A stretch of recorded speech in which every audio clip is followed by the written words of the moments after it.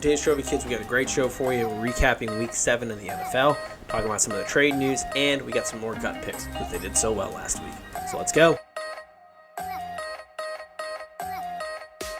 And welcome to Trophy Kids, presented by Bad News Media. It is October 23rd, and I am officially back, boys. 6-2 this week in picks given out. Bada bing, bada boom. How are you doing, sir? I'm doing well. Also, I know no one really cares, but I did fantastic on my wagers, and I was worried about, calling the Saints on the podcast, putting it out on a record, and luckily I was correct. You were very correct. I don't know what was going on with Vegas this week. They laid some silly lines out there. I mean, I am a man who couldn't buy himself a win, and I went 6-2 on picks that I gave out. I hit a 17 money line parlay this week. I missed my 9 team thanks to the 49ers and Eagles, which we'll get to here in a moment. But I think we should start off with the oh-so-great Monday Night Football game that just happened, because I have a take for you here, sir. Mm-hmm. We're in agreement that Jameis Winston is probably on his way out of this league. Or not out of this league, but out of a starting job and no longer going to be on the Bucs probably following this season. Yes. Sam Darnold is the new Jameis Winston. The torch has been passed to good old Samuel Darnold. He might be. He is currently in his tweet now. It is a small sample size because we're not that far into the league or the year yet. But he has thrown 20 touchdowns and 20 interceptions. That's not even including his fumbles so far in his career. And to me, he is the exact same player. This is what I wrote in his draft analysis when I put him as our fifth best prospect during his draft class. Where is it? Darnold has a slow throwing motion with poor mechanics that only get worse as the play breaks down. This often leads to the ball coming out flat. That's a problem in the NFL because corners will eat him alive. He also struggled with a turnover plague. In 27 games at USC, he managed to throw 22 interceptions and lost the ball 21 times on fumble, or 14 times on fumble. Sound like anybody familiar in the NFL who's about on the way out? Yeah, I can think of someone. Has a slow throwing motion, terrible mechanics that only break down as soon as pressure comes, and throws a ton of ducks. That is exactly what we saw last night. That is what we've seen occasionally from Sam Darnold here and there. Not to say he can't potentially be good, but I'm showing a lot of signs of a potential Jameis Jr. coming up through the ranks in New York. Yeah, I don't hate that take. I really don't. I'll put a little star next to yesterday just because it was New England. This is true. Unreal. But I don't hate that take at all. Sam Darnold does seem to be a bit of a turnover machine. Kind of like when you read those numbers, my first thought was like an early Brett Favre, but Brett Favre made more plays, like just extended plays and just did ridiculous things. So I can't disrespect Brett Favre that way. But yeah, I don't hate that take. I can see the Jameis comparison for sure. Yeah, and he even does the thing where he'll have a game where you're like, oh man, there's the guy he drafted really high and has all the talent like he did against the Cowboys. And then he just comes back the next week and you're like, who is this guy that's out on the field and why is he seeing ghosts?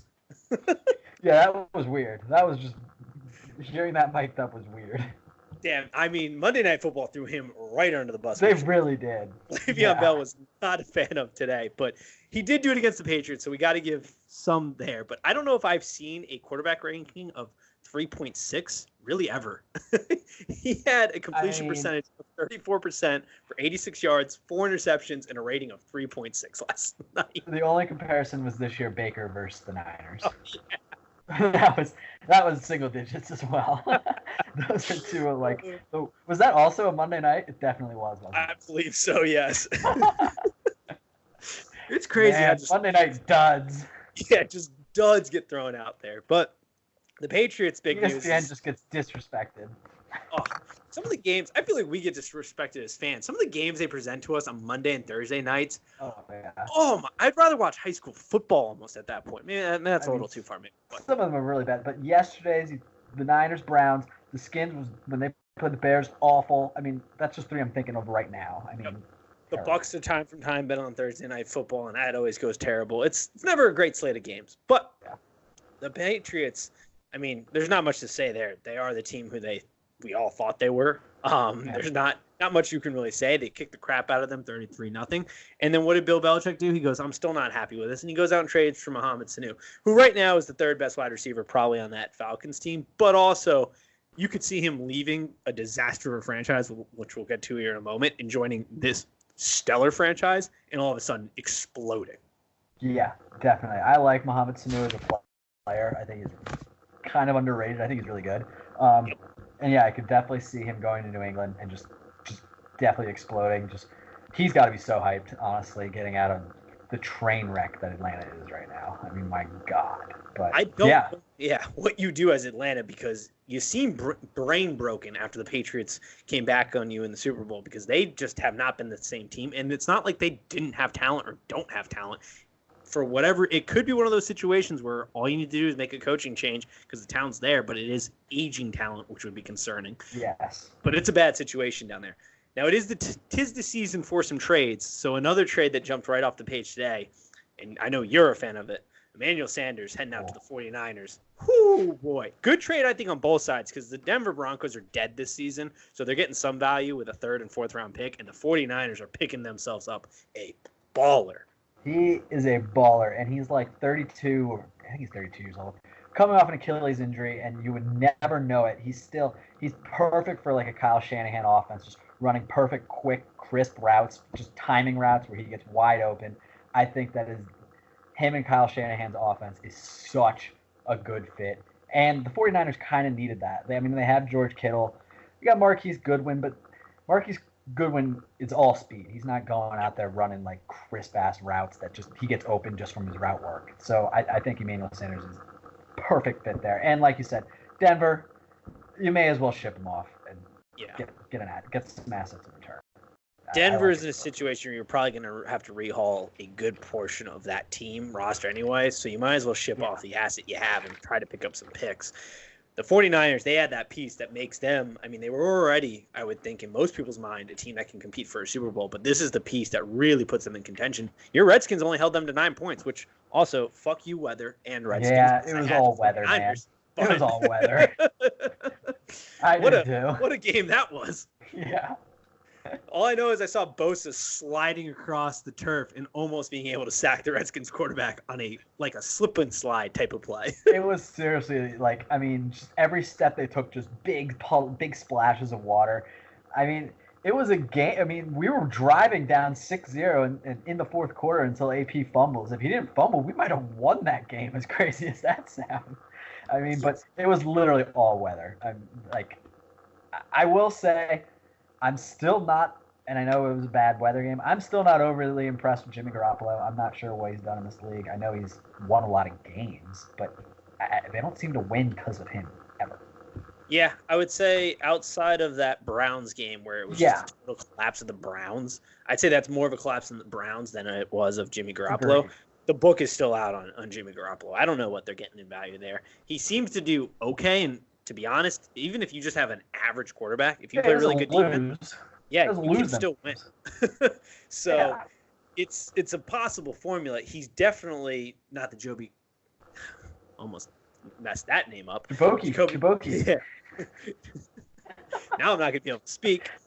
Jacoby Brissett type of backup that I did not see coming, but we'll see with Garoppolo. He's got some time to impress, but if he just plays average, you can see average quarterbacks can win this league. If you just play really good defense, you can run the ball, and now he's got another weapon to throw to. Yes, absolutely. He's not going to lose you games. He kind of almost reminds me, maybe not quite as good, but he might be, because this guy's kind of up and down. He's kind of like a Jared Goff, in my opinion. Yeah, that's actually a fair comparison. Goff is, when you inserted McVay, his career obviously took off, but now he's kind of slumped back down into it. Yeah. The Rams, I think, are going to probably benefit off of having a bye this week and trying to get pieces back together on that end, and Todd Gurley a little healthy. One team that has definitely shifted the course for me is the Ravens. I think the Ravens might actually be a good team now, which I don't really know what to make of them week to week, but the fact that they went to Seattle, beat them in Seattle, which at this point, Seattle is, I don't really think home field advantage is overly that big of a thing in the NFL as it is in college. But that atmosphere is very similar to a college thing where it actually affects the course of the game. They went in and played a very good game. Lamar Jackson, he can be week to week, but oh man, God, is he electric? He's so electric, dude. I think he might be the fastest player in the NFL. I really think he is. I He's mean, definitely the most elusive, that is for sure, with his he movement. is blazing. I mean, there's 3 guys around him, and he just zips right through all 3 of them. I'm just like, oh my god, it's unbelievable. Like I didn't fully see that translating to the NFL quite like it has. I mean, I knew he was really fast in college, but everyone's really fast in the NFL. But holy shit, he's fast. Yeah, I had him as in that same article that I read off for Sam Darnold, where I had him 5. I had him as my number 2 with like the game changer kind of quality because it all just depended on where he landed. And if he landed in a scheme where the coach was smart and had the ability to adapt, which Hardball, I don't know if there's been a coach that's adapted more. This man has looked into the numbers. He's going for it more, which I love. He's created an offense that is conducive to making Lamar Jackson a top player in this league. Now it's up to Lamar Jackson to actually execute it, but he seems to put him in positions to make plays. The question really for me at this point is the defense, and the defense showed up pretty well against a good Seattle offense. Now, is that going to be week to week? I don't know. The NFL is such a week-to-week league where it changes, but it was damn impressive by the Ravens. They've now moved to that category of, let's wait and see, but they could be a contender. Yeah, I'm basically at this point. Right. I know. That's the thing. That's the thing. At this point, I'm tired of seeing Tom Brady and the Patriots in the Super Bowl. I'm just desperately looking for someone in the AFC that can beat them. So far, I've really come up with like the Ravens and maybe the Chiefs, but unlikely. I think New England still, regardless, they're walking to the Super Bowl. I would agree. The only thing that would have given me help was if Big Ben was maybe healthy with what the Steelers defense has been doing, because the Steelers defense has turned on the burners the last couple weeks. But that team, I don't think, has much juice in them to compete. The division is terrible. I think the Ravens are probably going to come out of that. But I'm with you. I mean, it's kind of, especially with adding Mohamed Sanu, and you get Neil Henry back at some point in the season. Josh Gordon will eventually be healthy again. Edelman's there. I mean, the Patriots are just cakewalking. The Bills maybe can put up a fight because of that defense, but I'm with you. There are not many teams in the AFC that can compete right now. There really aren't. I mean, the AFC North, outside of the Ravens, who are 5-2, collectively they're 4-15. Are you fucking kidding me? What? What a joke! So bad. I mean, it makes the NFC East look great. It's crazy. Oh, yes, I would say very much so, especially with the Cowboys coming up last not night, jeez, on Sunday. I almost said they were the Monday night game after just doing that. My brain's in a whirlwind right now. But yeah, I'm with you. The NFC North is garbage. You got the Bengals, who are sitting at 0-7, who might be the worst football team. I'm not going to say the worst football team, maybe. They've had some competitive games, but they're really fighting for that worst football team kind of status because it is bad in Cincinnati. That defense is atrocious, which is not something we're used to seeing out of the Bengals. Wait a minute. Am I I'm sorry, I'm just looking at the standings. Good. Am I correctly seeing it? The Jets and Dolphins each only have scored 63 points? Probably. Are you kidding me? Oh, yeah. I mean, the Skins have 90, but I mean, 63? Yeah, it's bad. Holy shit. Yeah. The Chiefs have 202. Patriots have 223. I'm looking at the same things. Ravens have 214. Fuck? 63? The Patriots have probably scored that in 5 quarters. That's the lowest in the entire league. There isn't another team. There's only the Redskins have 90. Everyone else is probably over 100. And everybody's over 100. I mean, 63 points? All right, we're beating the Jets. We're going to win 2 games this year. We're going to kick the Jets' ass. Are you kidding me? You. I mean, man, wow. That's bad. Holy shit. Speaking of the Cowboys, rub my eyes, just to make sure I was reading that right. Speaking of the Cowboys and having a chance here, I don't know if they're good at either, but the Eagles, if I were the Eagles GM, I would have cut Nelson Aguilar right after the game. That is absolutely, as I throw my pen, ridiculous that catch he did not go for. 37-10, Eagle fans, that is a rough look. Yeah, Nelson Aguilar, I mean, that ball, I mean, it's right there. I mean, they showed the angle. I mean, it's literally like, if he didn't even outstretch his arm. If he outstretched his arms, it's probably like 6 more inches. Yeah. It was so bizarre. It was really bad. I don't get it. And like you said with Dallas, I don't fully know what to make of Dallas because I'm starting to think the Eagles are not very good, and all they did was beat the shit out of the Eagles. I mean, the Skins almost beat the Eagles. Put that into perspective. Maybe the Eagles aren't that good. So I don't fully know what to make of Dallas yet. But Dallas, I mean, after losing, 3 straight, they come out and just dominate. So they're kind of this week-to-week team. There's just a lot of week-to-week teams right now. Yeah, that is, I think, the biggest takeaway, where it's week-to-week for a lot of programs, a lot of franchises right now. I'm talking like it's college. A lot of franchises where they are walking a thin rope line. With the Cowboys, like you said, I don't know. The biggest problem is I don't know what to make of Dak week to week, because he's really the linchpin of the whole situation. The defense, they can be hit or miss, but with that offensive weapons, as long as the quarterback position's rolling, they really don't have a problem scoring the football. It's just whether or not he gets going in a game, and I don't know. That's a coin flip for me. Yeah, exactly. Dak is like kind of the deciding factor, and when it comes to playoff time, that'll probably be what kills him. Yeah, 1,000%. Yeah. Because nobody else in this division, I think, is competing. Because I'm with you. The Eagles, I think, are just bad. I think also Pat Shurmur and the Jets, I think he might be one of the dumbest coaches in football right now, because nothing he does seems to make sense. I don't think the Giants are probably competing. Sorry for your Redskins, but I think you would agree, are also not competing. And the Eagles are. Yeah, the Eagles are a dumpster fire right now. Another team that's a dumpster fire, the Bears. You mentioned the Saints bet earlier. Oh, man, if you are a Bears fan, you have to be sitting back and going, can we get Jay Cutler back? Like, what is going on out in Chicago, Windy City? It is. They are cannibalizing themselves. Matt Nagy, too, coming out this week saying, and I'm paraphrasing here, I'm not an idiot. I know we need to run the ball more. Something like that. Well, I think you are an idiot, because you only ran the ball 7 times. So if you know you need to do it, what is the definition of insanity when you continue to do the same thing and expect a different result? They don't run the ball. They rely solely on their quarterback situation, which is not ideal right now. It is a terrible situation up in Chicago. It's so bizarre. They're like playing opposite of normal Chicago Bears football. They're like Mitch Trubisky a couple games have thrown the ball like 50 times. Yeah.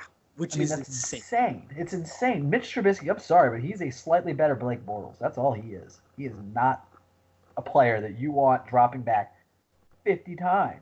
Nope. Use your running backs. What are you doing? And lean on your defense. Like I don't understand what he's doing. The Bears, I would be so frustrated as a fan. Matt Nagy is just he's confusing me. I don't know what he's doing.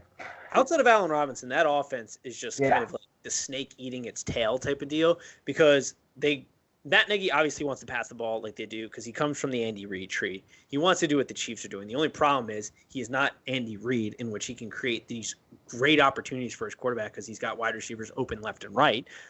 All you have is Allen Robinson balling out, which he is balling out. So you need to run the ball. The only problem is you can't run the ball because you can't really pass the ball. But I would think conventional wisdom says if you start to run the ball, it'll eventually somewhat work, and then you allow Mitch Trubisky to pick his shots. That's the only thing you can do, as well as it's probably going to help give your defense a little bit of a rest, because they are out there a ton, and they are getting thrashed because of it.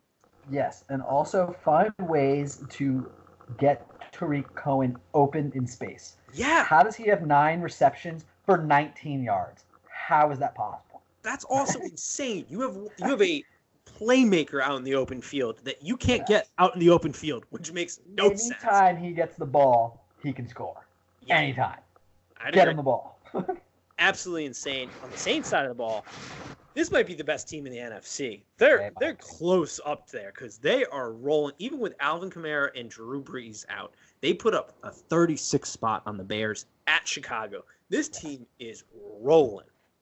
They are straight up rolling. I mean, like you said, their 2 best players on offense, and Michael Thomas. But yeah, I mean, their 2 best players on offense are out. I mean, two of the 3 best players on offense are out, and they just keep on rolling. I mean, I don't like him drawing a blank on his name right now. Who the hell is their coach? Why can't I think of his name?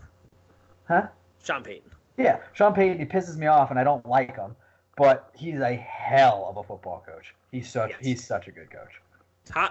I was thinking about this today. So I had it in my notes because I had not really a fun take, but let's cut our brains in half real quick and act like some dumb media guys. Jerry Thornton, he kind of over at Barstool ran with this a little bit too in a joking way. But there are those people when they look at Tom Brady, they go, is Tom Brady assistant quarterback because he is Bill Belichick? Could the same question be asked of Drew Brees? Drew Brees. Yeah. Sean Payton, you plug Teddy Bridgewater in. The thing just keeps rolling. Keeps going. They keep winning. I don't know. I don't know. I'm not going to make that because obviously Drew Brees is a hell of a quarterback, just like I think Tom Brady's a hell of a quarterback. But I will say this. I honestly think if you were to flip the two, the careers would stay identical as far as switching. Like Tom Brady would be that guy that's still a hell of a quarterback because he has still a hell of a head coach in Sean Payton and a hell of a team, but he just wouldn't have the Super Bowl rings. You have Brees, who is now considered one of the best quarterbacks ever because he has all these Super Bowl rings. I think they're the only two that are compatible with those types of coaches, and they both feed on each other well, and that makes them in their own right top five coaches in the NFL and probably top five quarterbacks in the NFL that if you wanted to take them. You could put them in any real order. I'd probably put them in the top three, but for conversation standpoint. Yeah, I mean, quarterbacks, definitely. I don't know if I'd say Sean Payton currently is top currently. Five. Currently. Yeah. I'm not saying all time. Oh, yeah. My bad. Yeah. I mean, currently for coaches for me, it pretty much goes Bill, Andy, Pete Carroll, Sean Payton. Yeah. That's kind of how it goes for me. But around, you can maybe shift those last three. Obviously, Bill's number one. But, I agree. And then maybe five, I'd put maybe Tomlin. But yeah, I mean, those are the stud coaches in the NFL, and they're all really good. And they all just seem to have very good camaraderie. I don't know if that's the right word. With their quarterback, they just all do.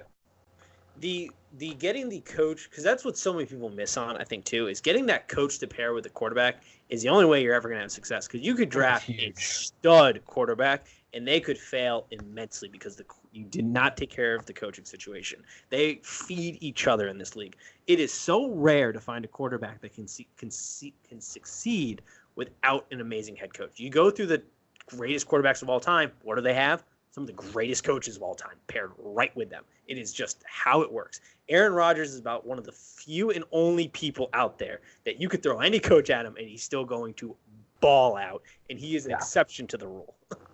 Yeah, he is definitely an exception. No doubt. That man, he is a baller. Went off this weekend. I mean, did. my God, 5 touchdowns, thrashing not the Lions. I almost said Lions, thrashing the Raiders. I mean, the Packers are a scary team. They might be. I don't know if they're the best team because it's tough, but they are. I mean, the way they are playing right now, without top tier talent on offense because they're injured and the defense is rocking out, they are a good football team. They are really good, and I go back and forth. Rodgers is amazing. I go back and forth between liking him or not because I think he's kind of a douche. But man, when he's out there slinging that ball like that, oh my God, it's so fun to watch. It's holy shit. It's art. It's art in motion is what you're seeing with Aaron Rodgers essentially out in Green Bay. It is grilling the perfect brat on a grill on a Sunday kind of art going out in Green Bay right now. He is phenomenal. Yes, he's unbelievable. He obviously got the game ball. I think he's probably going to get a few more before the year's over. Yeah, the Raiders on the other hand. I mean, things aren't all terrible, but you got to get the quarterbacks. Derek Carr, I don't hate Derek Carr. I think he's a bit of annoying, but I don't hate him. Yeah. Unfortunately, he isn't the answer in Oakland. I mean, this is a team that if they get a quarterback, might have a chance to really compete because they got the running. Josh Jacobs is a hell of a running back. But Derek Carr, I think your time is up as well. I think so too. I mean, is this his fourth season? This is fourth season, isn't it? It's gotta be. It's gotta be his fourth season. Marcus are in their 5th. So did he come in? He came in after them? Oh yeah, definitely after them. Yeah. He's in his 4th, I believe. 4th or 5th, maybe. He's on to a massive contract at this point. He's been around for a while, actually, now that I think about it. I don't know when he came in, but, I mean, yeah, he's had plenty of opportunities, and he really has only had 2014 is when he got drafted. When was it? 2014. God, time flies. Holy shit. Yeah. God. All right, so, I mean, really, if you look at his numbers, he's really only had one, very solid year, and they've just kind of stuck with him, and he's not the answer there. I mean, if they had somehow beat Green Bay, that would have been a huge win for them because, I mean, then they would have been right in their contention. They would have been 4-2, right behind the Chiefs. Mahomes is obviously going to be out for probably 3 games, I'd say, at least. I'd say 3 games minimum. I also don't know. I mean, I'm not a doctor. I know nothing. I'm a little skeptical about how quickly they say Mahomes is coming back. That's just That made no sense. His knee looked like a puddle. Yeah, I mean, they were popping that thing back into place. Not only did I almost vomit, but it yeah, was like, that was awful. how is this man terrible. going to be able to play at a high level in 3 weeks? Yeah, that seems like a little rush to me. And if they're fine in their division, they're obviously not going to get home field. That's New England. New England got home field already. Yep. So if I would not rush Patrick Mahomes back unless you absolutely have to. That just seems, I don't know. Maybe give him 4 to 5 weeks. I don't know. I mean, I'm with you because even when he had that bang up ankle, I was like, do you really need him to beat the Broncos? Which I did actually think the Broncos were probably going to cover. I bet them, but even going into that game, he was banged up, and I was thinking maybe it's a good idea just to rest him. Like, even if you drop to the Broncos, which obviously they wouldn't have because Matt Moore came right in and they were fine, but it did seem odd, and I think that unfortunately, I would hope Andy Reid, he seems like the guy who won't necessarily rush him back. I say that now. We could obviously see him rush back, but I think it is one of those situations where you got to go, we're going to win this division. Like you said, they're not going to get home field throughout the playoffs, so you might as well pull him back and let him run wild later in the season. You can't always prevent injuries, but it does seem silly to try to rush him back. Yeah, I mean, the only reason you would try to rush him back, I guess, I mean, obviously you have the first round bye. I mean, they're tied with, I think they hold the tiebreaker over the Ravens. Yeah, they beat the Ravens. Yeah. So, I mean, that's the only thing, but your franchise quarterback's health is far more important than getting the first round bye. Patrick Mahomes he'll win a wild card game. I mean, I'd agree. Yep, I'd agree. It was an interesting week for sure. This week, though, the board. I like the board. We are going to get our Kirk Cousins primetime game on the 24th, this Thursday, against your Washington Redskins. Do we think Kirk Cousins takes a backslide here as he always does in primetime? It's a 16-point spread, too, which seems large. Big spread. I know we didn't score last week, but we also 9-0. I mean, it wasn't like we were. I don't know. That seems like a big spread. I know Kirk's going to want to come out and torch us, and he's fully capable of it because we suck. But, I mean, he doesn't have Thielen, which I think is big, and that gives me a little hope because, honestly, I don't care at all about this season right now, but I do not like Kirk Cousins. I would love to win this game. I would love to win this game. I really would. I'm going to have to stay off Twitter all night because I'm going to get so annoyed seeing all the tweets, but, oh, the Skins are fucking dumb. They got rid of Kirk Cousins. I'm just going to get really – I'm going to be very bitter on Thursday night. I'm really not looking forward to it. I'm not looking forward to losing to Kirk Cousins.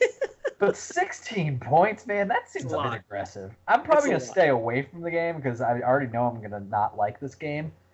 But that's a lot. So I'm staying far away from this game because Kirk Cousins has played well the last 2 weeks, but Kirk Cousins has a well-documented history of throwing ducks on primetime. So I'm staying away from it just on that case. If he somehow has turned it around this season and is actually going to play well, then the Vikings have something there. Like, there's something in Minnesota where they are a very good football team. If he can just be a slightly average quarterback, because you have a monster in the backfield with Dalvin Cook and a good defense you can lean on.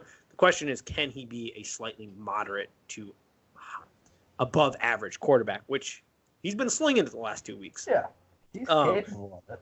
I'm staying away from that. One game I am loving, though, Colts Broncos. It's a 6.5-point line right now. The Colts are about to take a dump on John Elway's chest this week. Jacoby Brissett and that Colts team is a well-rounded football team that I don't understand why Vegas. I must be missing something here at 6.5 with the Broncos team I just saw just this weekend without Emmanuel Sanders now. What is going on there? I'm taking that 6.5. That is a true gut pick. I haven't looked at any of these. They're all gut picks because that's what's winning me bets apparently now without looking at anything deeply, but that line makes no sense to me. Yeah, that line makes no sense. I am liking the Bills-Eagles line. Bills at -1.5 at home. Yeah, that made no sense too. What? I mean, okay. Like, I will pound that for sure. I kind of like the under too at 43, but we'll see about that. But I'd love that -1.5 for the Bills. I mean, you got to be kidding me. Yep. I love Pats Browns 13.5. Freddie Kitchens going up against the mastermind Bill Belichick. That's going to be an all-time brain fart game. I mean, if you don't think Freddie Kitchens' offense is about to get absolutely torched, you are out of your mind. That's a big number, 13.5. But I mean, I like the Pats covering that. They're going to win by more than 2 touchdowns. I mean, Baker's gonna be lost. I think. I really do. He's gonna be see some ghosts. Yes. I mean, Bill versus Freddie. Come on. Yeah, I don't usually like that big of a number in the NFL, but I mean, we're talking Patriots. Yeah, we're talking. Not only are we talking Patriots, we're talking one of the best defensive-minded coaches in the history of the league versus the dude who has brain farts continually through games offensively. That plus, I mean, literally, it takes like nothing. It seems like it takes nothing to motivate Bill Belichick and Tom Brady, and these Browns, crowning themselves, champions before the year even began. I mean, they're gonna want to shit all over them. I can only imagine Bill Belichick is playing every commercial Baker Mayfield has been in. Like, these dudes think we should ground their asses already. Yeah. Yeah, that game made no sense to me. I am staying away from Chiefs-Packers only because without Mahomes, 5.5 seems crazy. But I could also see the Chiefs' defense somehow getting to Aaron Rodgers a ton and making that competitive. If I had to pick a game, or if I had to pick one, I'm picking Packers there, but I'm probably staying away from that because I don't. My gut's saying something's off. It's like a spidey sense. It's like something. Vegas knows something that I don't know on that one because that makes absolutely no sense to me as well. Yeah, that is a little odd.